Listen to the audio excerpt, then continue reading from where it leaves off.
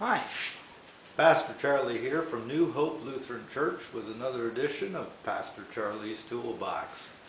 So today I'm getting out some of the summer equipment, and one of the jobs in preparing them is to make sure you have a battery that works. Now, while there are all kinds of fancy gadgets to tell you exactly how much power is in your battery, in a minute I'm going to show you a very simple way to check, and that's by using something called a test light. But to begin with, it's helpful to have some basic idea of how electricity works. If you look on a battery, for example, any battery, you can find a positive and a negative symbol. And they look like this: positive, negative. The positive is the plus sign, and the negative is a minus sign. And I want to assure you, this is very little to do with math, so don't worry about that too much. So one way to picture how electricity works is by thinking about a garden hose. When it's not connected to a spigot or turned on, nothing happens with a garden hose, does it? Water just sits in the hose. So that's a little bit like the energy in a battery. When it's not connected, it just sits there. And to get something to happen with a battery, you need to connect the two ends, kind of like you connect the garden hose to a spigot. On one end you screw it on, and maybe a sprinkler on the other end. So for electricity, instead of a hose, we use some sort of a metal wire. So the test light we have has a wire connecting both ends. And one end is an alligator clip, and the other end is just a straight prong. Now, something else you should know is that the color of wires is rather important. A red wire is usually meant for the positive or plus side, and a black wire is connected to the negative side. So red is positive, black is negative. That's not all the time, but that's in most cases. So what I'm going to do is connect, well, first I'll turn this, but I'll connect this alligator clamp to the negative side. Just snap it right on there. And you might notice that nothing is happening.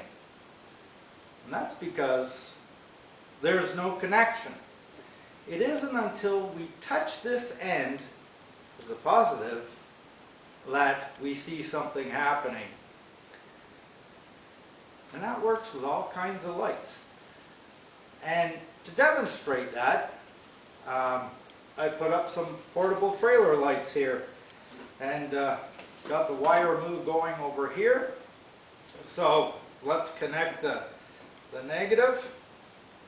And with trailer lights, we've got three ends to the positive because each light does different things. So one light is just your trailer lights. Another one is for the blinkers and brakes. That's the right side, in this case anyway, and that's the left side. And you know, really you could have a lot of fun with this because you could, you know, sing a song, bop, ba bop, bop, bop, ba bop, bop, bop, ba bop, bop, bop, bop, bop, bop. Although you might get confused with a railway crossing there. What I want you to notice today is that the lights only work when there's a connection on both ends to a working battery. Now this battery earlier today was a bit down on its charge, so I've increased the charge in it using a battery charger, which is pretty simple. You're probably familiar with battery chargers. They take house electricity, they fill your battery up with a refresh charge. And I mention all this because this all has a connection to our gospel lesson from Matthew 10, verses 40 to 42. Jesus is talking there about being connected to God and the rewards that come from that connection.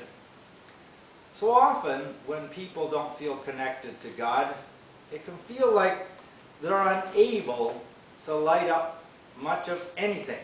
It's like they might be connected to the negative side of the battery, but because there isn't a full connection to the positive side, they just can't seem to find any light in life.